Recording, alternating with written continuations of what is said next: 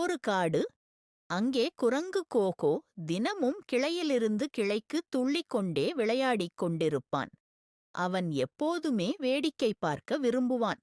ஒரு நாள் அவன் மயில் பீனாவை பார்த்தான். பீனா அழகாக வால் விரித்து ஆடிக்கொண்டிருந்தாள். அதைப் பார்த்த கோகோ சிரித்துக்கொண்டு, பீனா, உன் ஆட்டம் ரொம்ப அழகாயிருக்கு.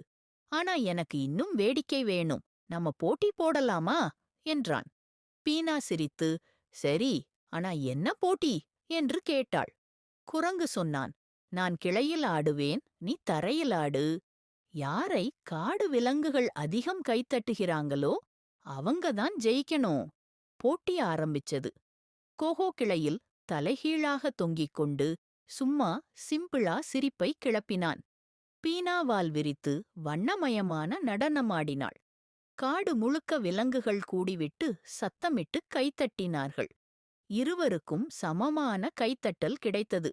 அதுக்கப்புறம் யானை தும்பி சொன்னான். இருவரும் வேற வேற திறமைய காட்டினாங்க. அப்படியே சேர்ந்து ஆடினா இன்னும் அழகு இருக்கும்.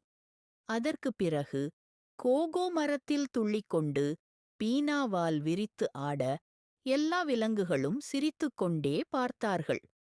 கதை சொல்லும் மாரல் எல்லாருக்கும் தனித்தனி திறமை இருக்கு. ஆனா சேர்ந்து செய்தால்தான் பெரிய சந்தோஷம் வரும்